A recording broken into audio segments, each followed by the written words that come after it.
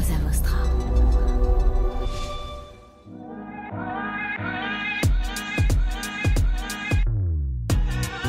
Bonjour, bienvenue dans Le Panier, le premier podcast e-commerce. Mes invités cartonnent et me livrent leurs secrets de réussite et les problèmes qu'ils ont rencontrés pour qu'on puisse, ensemble, apprendre à vendre mieux et plus. Mon engagement ici est simple, avoir une conversation sans filtre et sans faux semblants, et à ce que vous repartiez inspiré des succès, mais également des échecs, de mes invités, avec les bons outils et les bons réflexes. Quels sont les apprentissages, les conseils, les 3 conseils qu'on peut donner à quelqu'un avec 15 ans de recul dans l'électroménager grande surface, spécialisé ou alimentaire? Je crois que des contrats annuels qui se renégocient, si on doit synthétiser en 3, je crois que le premier conseil que je peux donner, c'est la persévérance en fait. Et là, on n'est pas du tout dans la technique. C'est que pour travailler avec ces enseignes, il faut jamais abandonner. Parce que c'est difficile en fait de rentrer dans ces enseignes. Et c'est difficile d'y rester, parce que tu dois performer, et c'est normal. Donc la persévérance, c'est le premier conseil. Le deuxième conseil, c'est la professionnalisation de toute ta chaîne. C'est-à-dire que si tu veux travailler avec les plus grands, puisque un Darty, un boulanger, c'est les plus grands en fait en France, il faut que tu sois capable de le faire. Donc il faut que tu sois capable de répondre à des sujets logistiques, de facturation, de comptabilité. Tu as beaucoup de, tu as beaucoup de contraintes en fait réglementaires. Et le troisième, je laisse Olivier t'en parler. Le troisième, et pour moi c'est le plus important, mais parce que je suis au commerce, c'est la relation de partenariat. C'est-à-dire, il faut que ton partenaire soit en succès. Vendre à Darty, ça n'est qu'une étape. Il faut que Darty vende derrière, ou Boulanger vende derrière, ou Carrefour vende derrière. Si la cam ne sort pas, tu es responsable. Et ça, c'est une culture qu'on avait aussi du prêt-à-porter, puisque finalement, dans le prêt-à-porter, il y a quelque chose qui est vraiment spécifique à cette industrie, c'est que tu vends à une boutique, mais tant qu'elle n'a pas vendu, considère-toi comme propriétaire toujours de la marchandise. Parce qu'il peut te renvoyer la cam parce que c'est pas sorti. Ben, c'est un peu pareil, sauf que juridiquement, tu pourrais dire à Darty, moi je m'en fous que ta cam elle sort pas, ou à Boulanger, je t'ai vendu, tu m'as acheté, tu me payes, mais en fait... Contractuellement.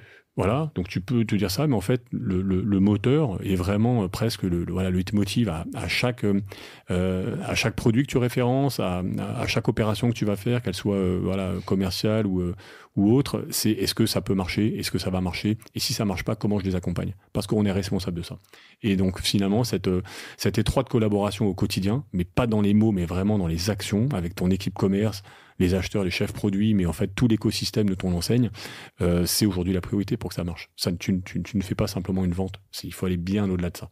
Et si tu n'es pas capable de comprendre ça, ou si tu le refuses, tu vas juste faire un coup. Voilà. Et les coups, nous, on n'aime pas ça, quoi.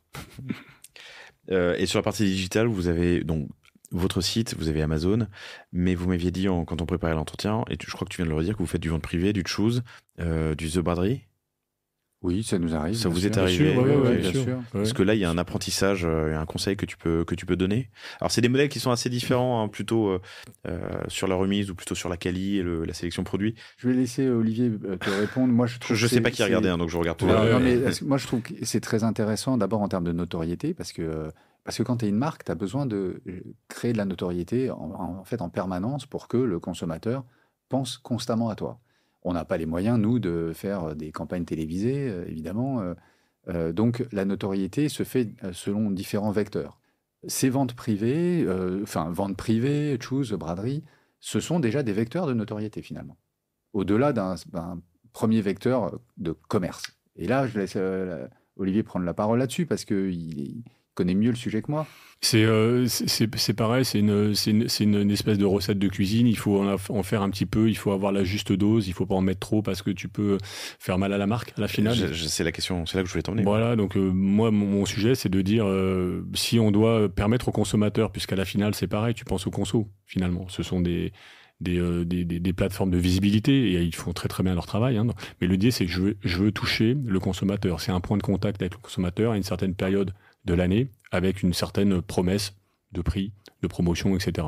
Et en fait, comment tu vas le travailler par rapport à ton écosystème, qui est aussi tout ce que tu as construit sur ta marque, tout ce que tu as mis sur le marché pour que ta marque soit respectable, qu'elle soit perçue par le consommateur comme une marque de valeur.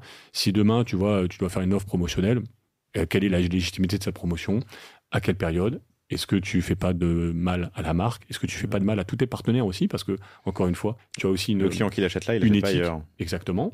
Et donc, quelque part, voilà, je mets ça vraiment comme une recette de cuisine parce que c'est un savant dosage de quelques ingrédients pour que ça fonctionne. Et parfois, ça marche pas. Hein. Parfois, tu vas faire une vente et les résultats sont pas au rendez-vous. Pourquoi? Parce qu'à un moment donné, de cette vente, il va y avoir une autre action que tu n'avais pas peut-être anticipée, soit d'un partenaire, soit d'un concurrent, quelque part au même moment, qui va faire que ta promesse à l'instant T va pas être successful, quoi. Donc, faut pas en abuser et il faut le faire avec la plus grande intelligence possible.